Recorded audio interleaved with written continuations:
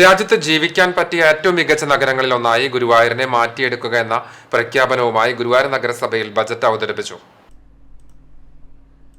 257 കോടി 92,92,598 രൂപ വരവും 254 കോടി 42,38,000 രൂപ ചെലവും 3 കോടി 50,57,798 രൂപ മിച്ചവും പ്രതീക്ഷിക്കുന്ന ബജറ്റാണ് വൈസ് ചെയർപേഴ്സൺ അനീഷ്മ ഷനോജ് അവതരിപ്പിച്ചത്.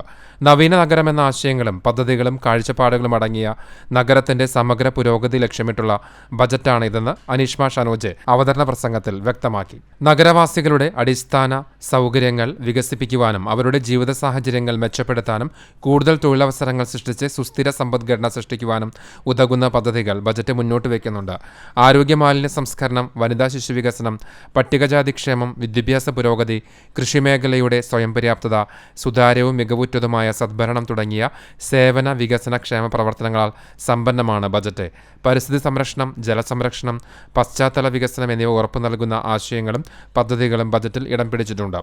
പാർപ്പിടം, കുടിവെള്ളം തുടങ്ങിയ അടിസ്ഥാന വിഷയങ്ങളെ മുന്തിയ പരിഗണനയോടെ സമീപിക്കുകയും ഈ മേഖലയുടെ സമഗ്ര പുരോഗതി ലക്ഷ്യമിട്ടുള്ള പദ്ധതികൾ വിഭാവനം ചെയ്യുകയും ചെയ്തിട്ടുണ്ട്.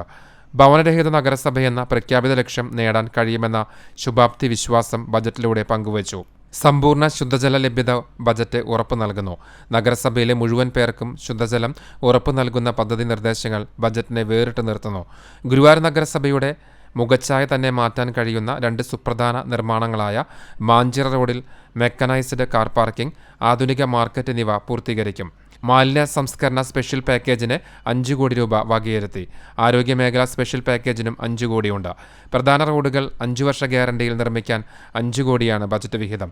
കുടിവെള്ള പദ്ധതിക്കായി 60 കോടിയാണ് മാറ്റിവെച്ചിരിക്കുന്നത്. കൗൺസിലർമാരുടെ ആരോഗ്യ ഇൻഷുറൻസിനായി 10 ലക്ഷം രൂപ വകയിരുത്തി. ചെയർമാൻ എം കൃഷ്ണദാസ് യോഗത്തിൽ അധ്യക്ഷത വഹിച്ചു. ബജറ്റ് ചർച്ച വെള്ളിയാഴ്ച രാവിലെ 10:30 നടക്കും. CCTV news, Guruvayur.